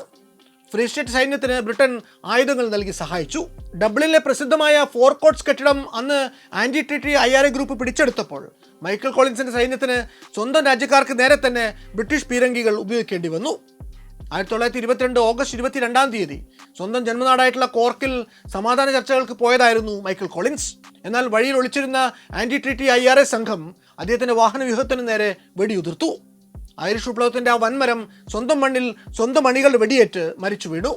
31-ാം വയസ്സിൽ കോളിൻസ് വിട പറയുമ്പോൾ അയർലൻഡിന് നഷ്ടപ്പെട്ടത് അതിലേറ്റവും പ്രിയപ്പെട്ട പോരാളിയായിരുന്നു. മാസങ്ങൾ നീണ്ട പോരാട്ടത്തിനൊടുവിൽ 1923 മെയ് മാസത്തിൽ ആന്റി ട്രീറ്റി വിഭാഗം ആയുധം വെച്ച് കീഴടങ്ങാൻ നിർബന്ധിതരായതോടെയാണ് ഈ ആഭ്യന്തര യുദ്ധം അവസാനിക്കുന്നത്. അപ്പോഴേക്കും പക്ഷേ അയർലൻഡ് സാമ്പത്തികമായും സാമൂഹികമായും തകർന്ന് തരിപ്പണമായിരുന്നു. 1923 ആഭ്യന്തര യുദ്ധം അവസാനിച്ചതോടെ തോൽവി സമ്മതിച്ച IRA ഏറെക്കുറെ നിർജീവാവസ്ഥയിലേക്ക് പിൻവാങ്ങി. അവരുടെ പോരാളികൾ തോക്കുകൾ ഉപേക്ഷിച്ച് ഒളിവിൽ പോയി. 1926 പ്രമുഖ നേതാവായിരുന്ന ഇമോണ്ടി വലേറ സായുധ പോരാട്ടത്തിന്റെ പാത ഉപേക്ഷിച്ച് ഫിയാന ഫോൾ എന്ന പേരിൽ പുതിയൊരു രാഷ്ട്രീയ പാർട്ടി തന്നെ രൂപീകരിക്കുന്നു. അതോടെ മിതവാദികളായിട്ടുള്ള നിരവധി പോരാളികൾ ജനാധിപത്യത്തിന്റെ വഴിയിലേക്ക് മാറി. എന്നാൽ ഒരു വിട്ടുവീഴ്ചയ്ക്കും തയ്യാറാകാത്ത ഒരു ന്യൂനപക്ഷം അപ്പോഴും തങ്ങളുടെ സായുധ വിപ്ലവ മോഹങ്ങളുമായി IRA ആയി തന്നെ തുടർന്നുപോയി. സ്വന്തം രാജ്യമായ ഐറിഷ് ഫ്രീ സ്റ്റേറ്റ് തന്നെ അവരെ നിയമവിരുദ്ധമായിട്ട് പ്രഖ്യാപിച്ചു. 30കളുടെ അവസാനത്തോടെ IRA വീണ്ടും തങ്ങളുടെ സാന്നിധ്യം അറിയിക്കാൻ ശ്രമിക്കുന്നുണ്ട്. 1939 ഷോൺ റസൽ എന്ന നേതാവിൻ്റെ കീഴിൽ അവർ ബ്രിട്ടീഷ് മണ്ണിലേക്ക് കടന്നു കയറി ബോംബാക്രമണങ്ങൾ നടത്താൻ ഒരു വലിയ പദ്ധതി തയ്യാറാക്കി. അതായിരുന്നു എസ് പ്ലാൻ അഥവാ സബോട്ടാഷ് പ്ലാൻ. ഇംഗ്ലണ്ടിലെ റെയിൽവേ സ്റ്റേഷനുകളും പോസ്റ്റ് ഓഫീസുകളും പവർ സ്റ്റേഷനുകളുമൊക്കെ അവർ ലക്ഷ്യം വെച്ചു. എന്നാൽ കൊവൻട്രിയിൽ അവർ നടത്തിയ ഒരു ബോംബ് സ്ഫോടനത്തിൽ 5 സാധാരണക്കാർ കൊല്ലപ്പെട്ടത് വലിയ വിവാദമായി. തൊട്ടു പിന്നാലെ 2ാം ലോക മഹായുദ്ധം പൊട്ടിപ്പുറപ്പെട്ടപ്പോൾ ബ്രിട്ടന്റെ ശത്രു നമ്മുടെ മിത്രം എന്ന തത്വത്തിൽ IRA നാസി ജർമ്മനിയുമായി ഒരു രഹസ്യബന്ധം സ്ഥാപിക്കാൻ ശ്രമിച്ചു. ജർമ്മനിയിൽ നിന്ന് അവർ ആയുധങ്ങളും സാമ്പത്തിക സഹായവും പ്രതീക്ഷിച്ചു. എന്നാൽ ഇങ്ങനൊരു നീക്കം ഐറിഷ് റിപ്പബ്ലിക്കിന്റെ നിഷ്പക്ഷതയ്ക്കും അസ്തിത്വത്തിനും തന്നെ വലിയ ഭീഷണിയാകുമെന്ന് കണ്ട അന്നത്തെ പ്രധാനമന്ത്രി ഇമോണ്ടി വലേറ താൻ കൂടി ഒരു കാലത്ത് ഭാഗമായിരുന്ന IRA അതിക്രൂരമായി അടിച്ചമർത്തി. 100 കണക്കിന് നേതാക്കളെ ജയിലിലടച്ചു, ചിലരെങ്കിലും തൂക്കിലേറ്റി. ആ ഒരു പോരാട്ടം അവസാനിച്ചപ്പോഴേക്കും സാമ്പത്തികമായും സൈനികമായും IRA ഏതാണ്ട് നാമാവശേഷമായി കഴിഞ്ഞിരുന്നു. വീണ്ടും ഒരിക്കൽ കൂടി IRA ആയുധം എടുക്കുന്നത് 1956-ലാണ്.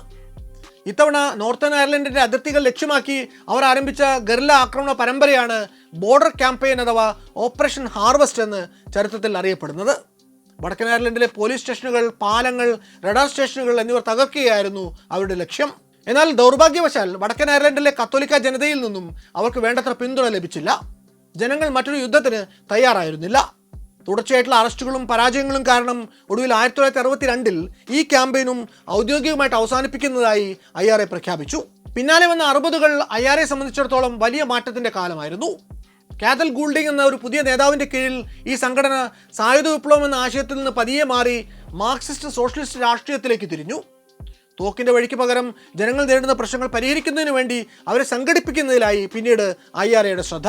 1966 ഡബ്ലിൻ നഗരത്തിലെ നെൽസൺ പില്ലർ എന്നറിയപ്പെട്ടിരുന്ന ചരിത്ര സ്തൂപത്തിനെതിരെ ഐറിഷ് റിപ്പബ്ലിക്കൻ ആർമി പ്രവർത്തകരുടെ ഭാഗത്തു നിന്ന് പിന്നീട് ഓപ്പറേഷൻ ഹംറ്റി ഡംറ്റി എന്ന പേരിൽ ഒരു ആക്രമണം കൂടി ഉണ്ടാകുന്നു.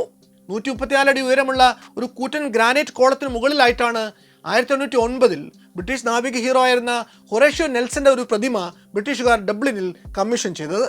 ഈസ്റ്റർ റൈസിങ്ങിനെയും ഐറിഷ് വാർ ഓഫ് ഇൻഡിപെൻഡൻസിനെയും ഐറിഷ് സിവിൽ വാറിനെയും എല്ലാം അതിജീവിച്ച ഈ നിർമ്മിതിയെ എന്നും ബ്രിട്ടീഷ് സാമ്രാജ്യത്വത്തിന്റെ പ്രതിരൂപമായിട്ടാണ് തദ്ദേശീയർ കണ്ടുപോന്നിരുന്നത്. ഈസ്റ്റർ റൈസിംഗിന് 50ാം വാർഷികം 1966 വട്ടമെത്തിയപ്പോൾ IRAയുടെ സ്പ്ലിൻഡർ ഗ്രൂപ്പുകളിലൊന്നിലെ അംഗങ്ങളായിരുന്ന ജോ ക്രിസ്റ്റിയും ലിയാൻ സട്ക്ലിഫും ചേർന്ന് സ്ഥാപിച്ച വീര്യമേറിയൊരു ബോംബ് രാത്രി കൃത്യം 1:30 പൊട്ടുന്നു. ആ സ്ഫോടനത്തിൽ നെൽസൺ പില്ലറിന്റെ മുകൾ ഭാഗം പ്രതിമ സഹിതം നിലംപൊത്തുന്നു. പിന്നീട് എത്ര ശ്രമിച്ചിട്ടും ആ പ്രതിമയെ പഴയ പോലെ പുനഃസ്ഥാപിക്കാൻ ബ്രിട്ടീഷ് ഭരണകൂടത്തിന് സാധിക്കുന്നില്ല. പിന്നീട് ഐറിഷ് ഫ്രീ സ്റ്റേറ്റ് ഭരണാധികാരികൾ തന്നെ ഒരു കൺട്രോൾഡ് ഇംപ്ലോഷനിലൂടെ ആ പില്ലറിന്റെ ബാക്കി ഭാഗം കൂടി പൊളിച്ചു നീക്കുന്നു. എന്നാൽ ആദ്യ സ്ഫോടനത്തിൽ ഉണ്ടായതിനേക്കാൾ നാശനഷ്ടം സമീപത്തുണ്ടായിരുന്ന കെട്ടിടങ്ങൾക്ക് ഈ രണ്ടാമത്തെ സ്ഫോടനത്തിൽ നേരിടുന്നു. പണ്ട് ഈ നെൽസൺ പില്ലർ ഉണ്ടായിരുന്നിടത്താണ് ഇന്ന് വിനോദസഞ്ചാരികളുടെ ആകർഷണ കേന്ദ്രമായ സ്പൈർ ഓഫ് ഡബ്ലിൻ എന്ന പ്രസിദ്ധ ചരിത്ര സ്മാരകം സ്ഥിതി ചെയ്യുന്നത്. 1960കൾ അവസാനത്തോടെ അമേരിക്കയിലെ കറുത്തവർഗ്ഗക്കാരുടെ പൗരാവകാശ സമരങ്ങളിൽ നിന്ന് പ്രചോദനം ഉൾക്കൊണ്ടുകൊണ്ട് വടക്കൻ അയർലൻഡിലെ കത്തോലിക്കർ തെരുവിലിറങ്ങി. Northern Ireland civil rights association അഥവാ നിക്ര രൂപീകരിക്കപ്പെട്ടു. ഇവരുടെ പാത പക്ഷേ അക്രമത്തിൻ്റെതല്ലായിരുന്നു. തുല്യനീതിക്ക് വേണ്ടി അവർ നടത്തിയ സമാധാനപരമായ മാർച്ചുകളെ പക്ഷേ യൂണിയനിസ്റ്റുകളും പോലീസും ചേർന്ന് അതിക്രൂരമായി അടിച്ചമർത്തി. ഈ അതിക്രമങ്ങളെ എങ്ങനെ നേരിടണം എന്ന കാര്യത്തിലുണ്ടായ അഭിപ്രായ ഭിന്നത 1969 IRA വീണ്ടും ഒരിക്കൽ കൂടി ഒരു പിളപ്പിലേക്ക് നയിക്കുന്നു. സമാധാനപരമായ രാഷ്ട്രീയത്തിൽ വിശ്വസിച്ച ഒഫീഷ്യൽ IRA എന്നും സായുധ വിപ്ലവത്തിലൂടെ മാത്രമേ കാര്യങ്ങൾ സാധിക്കൂ എന്ന് പ്രഖ്യാപിച്ച പ്രൊവിഷണൽ IRA എന്നും ഈ സംഘടന വീണ്ടും രണ്ടായി പിളരുന്നു. നാം ഇന്ന് പറഞ്ഞു കേൾക്കുന്ന ആധുനിക അക്രമങ്ങളുടെയും ബോംബ് സ്ഫോടനങ്ങളുടെയും ഒക്കെ ചരിത്രം ഈ പ്രൊവിഷണൽ IRAയിലൂടെയാണ് ആരംഭിക്കുന്നത്. പ്രൈസ് സഹോദരിമാരെ പോലെ നിരവധി സ്ത്രീകളും ഇക്കാലത്ത് ജന്മനാടിൻ്റെ സ്വാതന്ത്ര്യത്തിനു വേണ്ടി പ്രൊവിഷണൽ IRAയുടെ കൊടിക്കീഴിൽ സായുധ വിപ്ലവത്തിന് ഇറങ്ങുന്നുണ്ട്. ദ ട്രബിൾസ് എന്ന് പിൽക്കാലത്ത് ചരിത്രത്തിൽ രേഖപ്പെടുത്തപ്പെട്ട അയർലൻഡിന്റെ ചരിത്രത്തിലെ മോഡേൺ കോൺഫ്ലിക്റ്റ് യുഗത്തിന്റെ തുടക്കമായിരുന്നു അത്. എന്തായാലും പ്രൊവിഷണൽ IRA എന്ന കുറെ കൂടി രൗദ്രഭാവത്തിലുള്ള ഒരു പാരാമിലിറ്ററി സംഘം ഐറിഷ് ദേശീയതയുടെ പതാകാവാഹകരായതോടെ സ്വാഭാവികമായും മേഖലയിൽ പോരാട്ടങ്ങളും രൂക്ഷമായി. അയർലൻഡിലെ പബ്ബുകൾ, ഷോപ്പിംഗ് സെന്ററുകൾ, മിലിറ്ററി ചെക്ക് പോയിന്റുകൾ എന്നിങ്ങനെ പലയിടങ്ങളും ലക്ഷ്യമിട്ടുകൊണ്ട് പ്രൊവിഷണൽ IRA പ്രവർത്തകർ അക്കാലത്ത് നിരവധി ബോംബാക്രമണങ്ങൾ നടത്തി. അയർലൻഡിന്റെ ചരിത്രത്തിലെ ഏറ്റവും ഇരുണ്ട അധ്യായം എഴുതപ്പെട്ടത് 1972 ജനുവരി 30 ഡെറി നഗരത്തിലെ തടങ്കൽ നിയമത്തിനെതിരെ നടന്ന സമാധാനപരമായിട്ടുള്ള മാർച്ചിലേക്ക് ബ്രിട്ടീഷ് സൈന്യത്തിന്റെ ഫസ്റ്റ് പാരച്യൂട്ട് റെജിമെന്റ് യാതൊരു പ്രകോപനവുമില്ലാതെ വെടിയുതിർത്തു. അന്ന് 14 നിരപരാധികളായിട്ടുള്ള മനുഷ്യരാണ് സംഭവ സ്ഥലത്ത് തന്നെ വെടിയേറ്റു മരിച്ചത്. മരിച്ചവരിൽ ഭൂരിഭാഗവും കൗമാരക്കാരായിരുന്നു. ഓടി രക്ഷപ്പെടാൻ ശ്രമിച്ചവരുടെയും പരിക്കേറ്റവരെ സഹായിക്കാൻ നോക്കിയവരുടെയും പുറകിലാണ് ബ്രിട്ടീഷ് സൈന്യം വെടിവെച്ചത്. ഈ സംഭവം ബ്ലഡി സൺഡേ എന്ന് ചരിത്രത്തിൽ രേഖപ്പെടുത്തപ്പെട്ടു. ബ്രിട്ടീഷ് നീതിന്യായ വ്യവസ്ഥയിലുള്ള ഐറിഷ് യുവാക്കളുടെ വിശ്വാസം ഈ സംഭവത്തോടെ പൂർണ്ണമായും തകർന്നുപോയി. ഈ രണ്ടാം ബ്ലഡി സൺഡേ ആ ഒരു ജനറേഷനിലെ വലിയൊരു വിഭാഗം യുവാക്കളെയും റാഡിക്കലൈസ് ചെയ്തു എന്ന് തന്നെ പറയാം. അടുത്ത ദിവസം തന്നെ പ്രൊവിഷണൽ IRA എന്ന തീവ്ര സ്വഭാവമുള്ള ഫ്രാക്ഷന്റെ ഓഫീസുകളിലേക്ക് റിക്രൂട്ട്മെന്റിനായി യുവാക്കളുടെ ഒരു നീണ്ട നിര തന്നെ പ്രത്യക്ഷപ്പെട്ടു. അടുത്ത ദിവസങ്ങളിൽ സ്ത്രീ പുരുഷ ഭേദമന്യേ അംഗങ്ങളുടെ ഒരു വലിയ കുത്തൊഴുക്ക് തന്നെയുണ്ടായി. അപാരമായ അച്ചടക്കത്തോടെ പ്രവർത്തിക്കുന്ന കേഡർമാരുള്ള ഒരു പാരാമിലിറ്ററി സേന തന്നെയായിരുന്നു ഈ പ്രൊവിഷണൽ IRA പോരാളികളുടെ ചുമതലകളിൽ അക്കമിട്ട് നിരത്തുന്ന ഒരു സുപ്രധാന രേഖയാണ് ദ ഗ്രീൻ ബുക്ക്. കേവലം ഒരു കോഡ് ഓഫ് കോണ്ടക്ട് എന്നതിലുപരി വിശദമായൊരു സൈക്കോളജിക്കൽ വാർഫെയറിന്റെ ബ്ലൂ പ്രിന്റ് കൂടിയായിരുന്നു ഗ്രീൻ ബുക്ക്. ശത്രുവിന്റെ പിടിയിൽ അകപ്പെട്ടാൽ എത്ര ക്രൂരമായ ടോർച്ചറുകളെയും അതിജീവിക്കാനുള്ള മാർഗങ്ങളും മറ്റും ഇതിൽ വിശദമായിട്ട് വിവരിക്കുന്നുണ്ട്. Whatever you say nothing എന്നതാണ് ഗ്രീൻ ബുക്കിലെ പ്രസിദ്ധമായ ഒരു നിയമം. 1972 ബ്ലഡി ഫ്രൈഡേ എന്നറിയപ്പെട്ട കുപ്രസിദ്ധമായ ഒരു ആക്രമണത്തിൽ IRA ഒരു മണിക്കൂറിനിടയിൽ ബെൽഫാസ്റ്റ് നഗരത്തിലെ മർമ്മപ്രധാനമായ ഇടങ്ങളിൽ തുരുതുര പൊട്ടിച്ചത് 20ഓളം ബോംബുകളാണ്. 1979 IRA ബ്രിട്ടീഷ് റാണിയുടെ കസിനായിരുന്ന ലോർഡ് ലൂയി മൗണ്ട്ബാറ്റനെ അദ്ദേഹം സഞ്ചരിച്ചിരുന്ന ഷാഡോ 5 എന്ന ബോട്ടിൽ ബോംബ് വെച്ച് വധിച്ചു കളയുന്നു. നമ്മുടെ ചരിത്ര പുസ്തകങ്ങളിലും സ്കൂൾ ടെക്സ്റ്റുകളിലുമൊക്കെയായി നാം നിരന്തരം കേട്ട് പരിചയിച്ചിട്ടുള്ളൊരു പേരായിരിക്കും മൗണ്ട്ബാറ്റൻ എന്നത്. ബ്രിട്ടീഷ് ഇന്ത്യയുടെ അവസാന വൈസ്രോയിയും സ്വതന്ത്ര ഇന്ത്യയുടെ ആദ്യത്തെ ഗവർണർ ജനറലുമായിരുന്ന നെഹ്റുവുമായും പട്ടേലുമായും ജിന്നയുമായും ഒക്കെ അടുത്ത ബന്ധങ്ങൾ സൂക്ഷിച്ചിരുന്ന ഇന്ത്യ വിഭജനത്തിൻ്റെ നടത്തിപ്പുകാരൻ കൂടിയായ അതേ ലോർഡ് മൗണ്ട്ബാറ്റൻ. അന്ന് മൗണ്ട്ബാറ്റനോടൊപ്പം സഞ്ചരിച്ചിരുന്ന അദ്ദേഹത്തിൻ്റെ കൊച്ചുമകനും ബോട്ട് ഓടിച്ചിരുന്ന പയ്യനുമെല്ലാം ഈ ആക്രമണത്തിൽ കൊല്ലപ്പെട്ടതോടെ ബ്രിട്ടന്റെ നിലപാട് വീണ്ടും കർശനമായി. 3 പതിറ്റാണ്ട് നീണ്ടുനിന്ന ട്രബിൾസ് കാലത്ത് IRA നടത്തിയ പല ആക്രമണങ്ങളുടെയും ഗൂഢാലോചനകളുടെയും ഒക്കെ പേരിലുണ്ടായ പല കേസുകളിലായി ചെറുതും വലുതുമായ പല ഓപ്പറേറ്റീവുകളും അന്ന് ബ്രിട്ടീഷ് ജയിലുകളിൽ അടയ്ക്കപ്പെടുന്നു. അവരെ വെറും ക്രിമിനലുകളായിട്ട് കാണാനാണ് ബ്രിട്ടീഷ് പ്രധാനമന്ത്രി മാർഗരറ്റ് താച്ചർ അന്ന് ശ്രമിക്കുന്നത്. ഞങ്ങൾ സ്വാതന്ത്ര്യസമര പോരാളികളാണ്, ഞങ്ങൾക്ക് രാഷ്ട്രീയ തടവുകാർക്ക് ലോകമെങ്ങും കിട്ടുന്ന അതേ പരിഗണന വേണമെന്ന് അന്നവർ ബ്രിട്ടീഷ് അധികാരികളോട് ആവശ്യപ്പെടുന്നു. തങ്ങളുടെ അവകാശങ്ങൾക്ക് വേണ്ടി അവർ ജയിലിനുള്ളിൽ അസാധാരണമായിട്ടുള്ള പല സമരമുറകളും പുറത്തെടുക്കുന്നു. ആദ്യം അവർ ജയിൽ യൂണിഫോം ധരിക്കാൻ വിസമ്മതിച്ച് ബ്ലാങ്കറ്റ് പ്രൊട്ടസ്റ്റ് നടത്തി. തണുപ്പിനെ പ്രതിരോധിക്കാൻ അനുവദിച്ച കമ്പിളിപ്പുതപ്പുകൾ മാത്രം ചുറ്റിയാണ് ഐറിഷ് ദേശീയതാവാദികളായിട്ടുള്ള തടവുകാർ മാസങ്ങളോളം അന്ന് കൽത്തുറുങ്കിൽ കഴിഞ്ഞത്. പിന്നീട് ജയിൽ ഭിത്തികളിൽ സ്വന്തം വിസർജ്യം പുരട്ടിക്കൊണ്ടുള്ള ഡേർട്ടി പ്രൊട്ടസ്റ്റും അരങ്ങേറുന്നു. എന്നാൽ ഇതിനൊന്നും മുന്നിൽ താച്ചർ ഗവൺമെന്റ് അന്ന് കുലുങ്ങുന്നില്ല. 1981 മാർച്ച് 1 27കാരനായ ബോബി സാൻസ് എന്ന IRA കമാൻഡറുടെ നേതൃത്വത്തിൽ IRA തടവുകാർ എൻ ബ്ലോക്കായി മരണം വരെയും നിരാഹാര സമരം ആരംഭിക്കുന്നു. സമരം തുടങ്ങി ഓരോ ദിവസം കഴിയും തോറും സാൻസിന്റെ ആരോഗ്യം മോശമായി വന്നു. അതിനിടയിൽ ജയിലിനുള്ളിൽ കിടന്നുകൊണ്ട് തന്നെ ബോബി സാൻസ് ബ്രിട്ടീഷ് പാർലമെന്റിലേക്ക് നടന്നൊരു ഉപതെരഞ്ഞെടുപ്പിൽ മത്സരിക്കുകയും വമ്പിച്ച ഭൂരിപക്ഷത്തോടെ വിജയിക്കുകയും ചെയ്തു. ഒരു പാർലമെന്റ് അംഗമായിരുന്നിട്ടും താച്ചർ ഭരണകൂടം ബോബി സാൻസിനോട് ഒരു കാരുണ്യവും കാണിച്ചില്ല. Crime is crime, it is not political എന്നാണ് അന്ന് ഇതിനോട് മാർഗരറ്റ് താച്ചർ പ്രതികരിച്ചത്. വെള്ളമിറക്കാതെ പട്ടിണി കിടന്ന സാൻസിന്റെ ആരോഗ്യം അനുദിനം ക്ഷയിക്കുന്നത് ലോകം കണ്ടുനിന്നു. നിരാഹാര സമരം പുരോഗമിക്കെ സാൻസ് വടക്കൻ അയർലൻഡിൽ നിന്നുള്ള MP എന്ന നിലയിൽ ബ്രിട്ടീഷ് പാർലമെന്റിലേക്ക് തിരഞ്ഞെടുക്കപ്പെടുന്നുണ്ട്. എന്നിട്ടും ഈ പ്രശ്നത്തിൽ ഇടപെടാനോ സാൻസിന്റെ നിരാഹാരം അവസാനിപ്പിക്കാൻ വേണ്ടി ഒരു അനുനയത്തിന് മുൻകൈയെടുക്കാനോ പ്രധാനമന്ത്രി എന്ന നിലയ്ക്ക് മാർഗരറ്റ് താച്ചർ തയ്യാറാവുന്നില്ല. തന്റെ നിരാഹാര സമരത്തിന്റെ 66-ാം ദിവസം 1981 മെയ് 5 ബോബി സാൻസ് മരണത്തിന് കീഴടങ്ങി. അദ്ദേഹത്തോടൊപ്പം സമരം ചെയ്തുകൊണ്ടിരുന്ന IRA പോരാളികളിൽ 9 പേർ കൂടി വരും ദിനങ്ങളിൽ മരണപ്പെടുന്നു. ഈ 10 പേരുടെ മരണം ലോകമെമ്പാടുമുള്ള ഐറിഷ് സമൂഹത്തിനിടയിൽ വലിയൊരു സഹതാപ തരംഗം തന്നെ ഉണ്ടാക്കി. അമേരിക്കയിൽ നിന്നും യൂറോപ്പിൽ നിന്നും അതോടെ IRAയിലേക്ക് പണവും ആയുധങ്ങളും ഒക്കെ ഒഴുകിയെത്താൻ ഇത് കാരണമായി. 1981 ജയിലിൽ നടന്ന ഈ നിരാഹാര സമരത്തെക്കുറിച്ചും അതേ തുടർന്നുണ്ടായ മരണങ്ങൾ അയർലൻഡിൽ ചെലുത്തിയ രാഷ്ട്രീയ സ്വാധീനങ്ങളെക്കുറിച്ചുമെല്ലാം 10 Men Dead എന്നതിൻ്റെ പുസ്തകത്തിൽ ഡേവിഡ് ബെറസ്ഫോർഡ് വളരെ വിശദമായി തന്നെ വിവരിക്കുന്നുണ്ട്. ഈ നിരാഹാര സമരങ്ങളും അതേ തുടർന്നുണ്ടായ IRA പോരാളികളുടെ മരണങ്ങളുമൊക്കെ ബ്രിട്ടനെ സംബന്ധിച്ചിടത്തോളം വലിയ PR ഫെയിലിയറുകൾ തന്നെയായിരുന്നു. ബോബി സാൻസിന്റെ അന്തിമ സംസ്കാര ചടങ്ങുകളിൽ പങ്കെടുക്കാൻ വേണ്ടി ഏതാണ്ട് 1 ലക്ഷത്തോളം പൊതുജനങ്ങൾ എത്തിച്ചേർന്നതും ബ്രിട്ടനെ അലോസരപ്പെടുത്തി. പ്രോ ഐറിഷായ ഷിൻഫെയിൻ പാർട്ടിയിലേക്കും വരും ദിവസങ്ങളിൽ ആയിരങ്ങൾ അംഗത്വമെടുക്കാനെത്തി. ഐറിഷ് ജനതയുടെ മനസ്സിൽ സ്വാതന്ത്ര്യത്തിനു വേണ്ടിയുള്ള പോരാട്ടവും തീവ്രവാദവും തമ്മിലുള്ള അന്തരം പതിയെ കുറഞ്ഞു വന്നു. പിന്നീട് അങ്ങോട്ടും നിരവധി അക്രമ പ്രവർത്തനങ്ങൾ IRAയുടെ ഭാഗത്തു നിന്നുണ്ടായി. ഓരോ തവണ പൊതുജനമധ്യത്തിൽ IRA ഒരു ആക്രമണം നടത്തുമ്പോഴും ഓരോ തവണ IRAയും ബ്രിട്ടീഷ് ഏജൻസികളും തമ്മിലുള്ള ക്രോസ് ഫയറിങ്ങൾക്കിടയിൽപ്പെട്ട് നിരപരാധികളായിട്ടുള്ള ഐറിഷ് സിവിലിയൻസ് കൊല്ലപ്പെടുമ്പോഴും ഐറിഷ് പബ്ലിക് ഇവരോട് വൈകാരികമായി അകന്നകന്നു പോയിക്കൊണ്ടിരുന്നു. ഉദാഹരണത്തിന് 1987 എനിസ്കില്ലനിലെ റിമംബ്രൻസ് ഡേ മെമ്മോറിയലിന് സമീപം IRA നടത്തിയ ബോംബ് സ്ഫോടനത്തിൽ നിരപരാധികളായിട്ടുള്ള 11 പേരാണ് കൊല്ലപ്പെട്ടത്. 93 വാറിംഗ്ടണിലെ ഒരു ഷോപ്പിംഗ് സെന്ററിൽ നടന്ന മറ്റൊരു ബോംബിങ്ങിനിടയ്ക്ക് മദേഴ്സ് ഡേ കാർഡ് വാങ്ങാനെത്തിയ 3ഉം 12ഉം വയസ്സുള്ള 2 കുട്ടികളും കൊല്ലപ്പെട്ടിരുന്നു. വാറിംഗ്ടൺ ട്രാജഡി ഐറിഷ് ജനതയെ വല്ലാതെ പിടിച്ചുലച്ചു.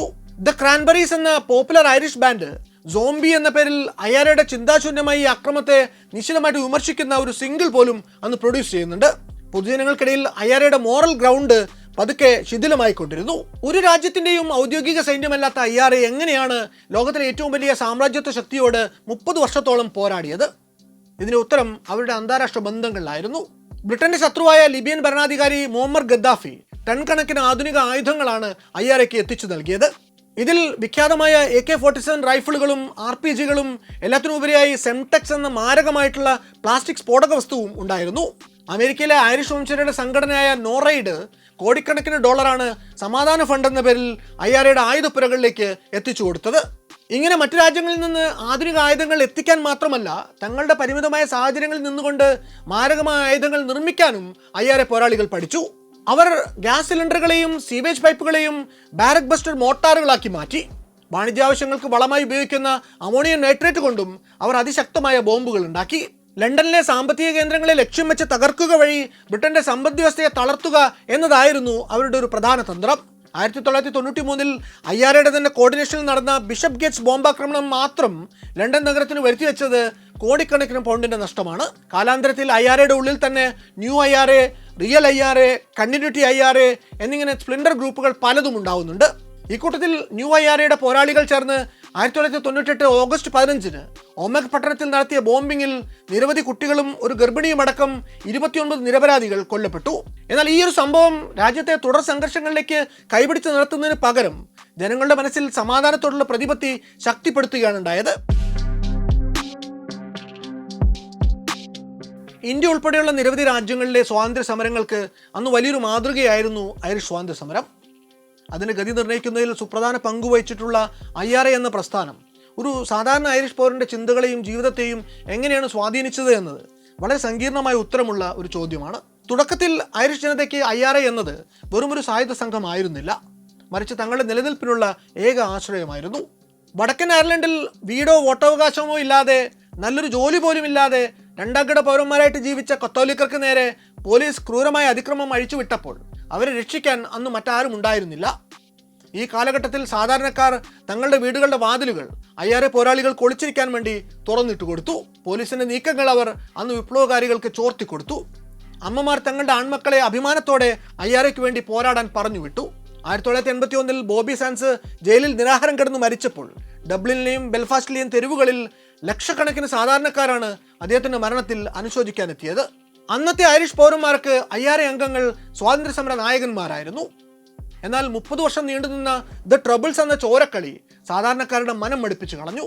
എപ്പോൾ വേണമെങ്കിലും എവിടെ വേണമെങ്കിലും പൊട്ടിത്തെറിക്കാവുന്ന IRA ബോംബുകളെ ഭയന്നാണ് പിന്നീട് അവർ ജീവിച്ചത്.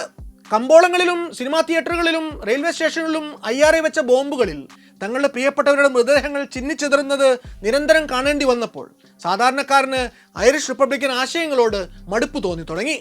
അതിനൊക്കെ പുറമെ കൂട്ടത്തിലുള്ളവരെ തന്നെ ചാരന്മാരാണെന്നുള്ള സംശയത്തിന്റെ പേരിൽ IRA ഗറില്ലകൾ പലവട്ടം ക്രൂരമായി പീഡിപ്പിച്ച് കൊലപ്പെടുത്തിയപ്പോൾ സാധാരണക്കാരന്റെ മനസ്സിലെ വീരപരിവേഷം മാറി അവിടെ ഭയം മാത്രമായി. സമാധാനത്തോടെ ജീവിക്കാൻ തങ്ങളെ അനുവദിക്കണമെന്ന് ആവശ്യപ്പെട്ടുകൊണ്ട് ഐറിഷ് സ്ത്രീകൾ തന്നെ IRAക്കാർക്കെതിരെ തെരുവിലിറങ്ങുന്ന ഒരവസ്ഥയുമുണ്ടായി. 30 വർഷത്തെ ചോരക്കളിക്ക് ശേഷം ഇരുപക്ഷത്തിനും ഒരു കാര്യം ബോധ്യപ്പെട്ടു: സായുധ പോരാട്ടത്തിലൂടെ മാത്രം ഈ പ്രശ്നത്തിന് ഒരു പരിഹാരം ഉണ്ടാവില്ല. IRAയുടെ രാഷ്ട്രീയ രൂപമായ ഷിൻഫെയിൻ പാർട്ടി ഗാരി ആഡംസിന്റെ നേതൃത്വത്തിൽ ചർച്ചകളുടെ വഴി തിരഞ്ഞെടുത്തു. ബ്രിട്ടീഷ് പ്രധാനമന്ത്രി ടോണി ബ്ലെയറും ഐറിഷ് പ്രധാനമന്ത്രി ബേർട്ടി എഹണും ചേർന്ന് നടത്തിയ നിരന്തര പരിശ്രമങ്ങളുടെ ഫലമായിട്ടാണ് 1998 ഏപ്രിൽ 10 ചരിത്രപ്രസിദ്ധമായിട്ടുള്ള ഗുഡ് ഫ്രൈഡേ കരാർ അഥവാ ബെൽഫാസ്റ്റ് എഗ്രിമെന്റ് ഒപ്പുവെക്കപ്പെടുന്നത്. ഈ കരാറിന് ശേഷം വടക്കൻ അയർലൻഡിൽ പ്രൊട്ടസ്റ്റന്റുകാർക്കും കത്തോലിക്കർക്കും തുല്യ പങ്കാളിത്തമുള്ള ഒരു ഭരണം നിലവിൽ വന്നു. അയർലൻഡിലെ എല്ലാ പാരാമിലിറ്ററി സംഘടനകളും തങ്ങളുടെ ആയുധങ്ങൾ പൂർണ്ണമായി നശിപ്പിക്കാനും അതോടെ തയ്യാറായി.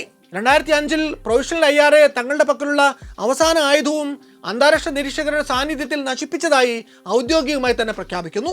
2020 നടന്ന തെരഞ്ഞെടുപ്പുകളിൽ റിപ്പബ്ലിക് ഓഫ് അയർലൻഡിലും അതുപോലെ നോർത്തേൺ അയർലൻഡിലെ അസംബ്ലിയിലും ചരിത്രത്തിൽ ആദ്യമായി ഷിൻഫെയിൻ ഏറ്റവും വലിയ ഒറ്റകക്ഷിയായി മാറി.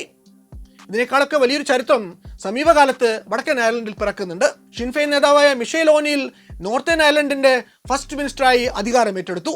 ഒരു കാലത്ത് ബ്രിട്ടീഷ് സാമ്രാജ്യത്വത്തിനെതിരെ സായുധ കലാപം നയിച്ചവരുടെ പിന്മുറക്കാർ ഇന്ന് അതേ ഭരണസിരാ കേന്ദ്രങ്ങളുടെ തലപ്പത്ത് ജനാധിപത്യത്തിലൂടെ വന്നെത്തിയിരിക്കുന്നു. തുടക്കത്തിൽ നമ്മൾ ചോദിച്ച ആ ചോദ്യത്തിലേക്ക് തന്നെ വീണ്ടും മടങ്ങി വരാം. IRA ഒരു ഭീകരവാദ പ്രസ്ഥാനമായിരുന്നോ അതോ ഒരു വിമോചന സേനയായിരുന്നോ? ലണ്ടനിലെയും ബെൽഫാസ്റ്റിലെയും പൊതുജനങ്ങൾ തിങ്ങിപ്പാർക്കുന്ന ഇടങ്ങളിൽ ബോംബ് വയ്ക്കുകയും ഡസൻ കണക്കിന് നിരപരാധികളെ കൊന്നൊടുക്കുകയും ചെയ്ത പ്രവർത്തികളെ മുൻനിർത്തി വിമർശകർ അവരെ ഭീകരവാദികൾ എന്ന് വിളിക്കുന്നു. എന്നാൽ ബ്രിട്ടീഷ് സാമ്രാജ്യത്വത്തിന്റെ ക്രൂരതകൾക്കും വിവേചനങ്ങൾക്കുമെതിരെ ആയുധമെടുക്കാൻ നിർബന്ധിതരായ ഒരു ജനതയുടെ പ്രതിരോധമായിരുന്നു IRA എന്ന് അവരുടെ അനുഭാവികൾ ഇന്നും വാദിക്കുന്നു. ഇന്ന് വടക്കൻ അയർലൻഡിലെ സാധാരണക്കാരൻ IRAയെ കാണുന്നത് ചരിത്രത്തിലെ ഇരുണ്ടതും എന്നാൽ ഒഴിവാക്കാൻ സാധിക്കാത്തതുമായിട്ടുള്ള ഒരു അധ്യായമായിട്ടാണ്. അതേസമയം ഇന്നത്തെ ഐറിഷ് ജനത, പ്രത്യേകിച്ച് അതിലെ പുതിയ തലമുറ, തോക്കിൻ്റെയും ബോംബിൻ്റെയും വഴിയെ പൂർണ്ണമായും തള്ളിക്കളയുകയാണ്. തോക്കിൻ കുഴലിലൂടെയുള്ള പോരാട്ടം അവസാനിപ്പിച്ച് ജനാധിപത്യത്തിൻ്റെ വഴി സ്വീകരിച്ച ഷിൻഫെയിൻ ഇന്ന് വടക്കൻ അയർലൻഡിലും റിപ്പബ്ലിക് ഓഫ് അയർലൻഡിലും ഏറ്റവും വലിയ രാഷ്ട്രീയ കക്ഷിയാണ്. വരും ദശാബ്ദങ്ങളിൽ നടന്നേക്കാവുന്ന ഒരു ബോർഡർ പോളിലൂടെ ഒരുപക്ഷെ അയർലൻഡ് വീണ്ടും ഒന്നായേക്കാം.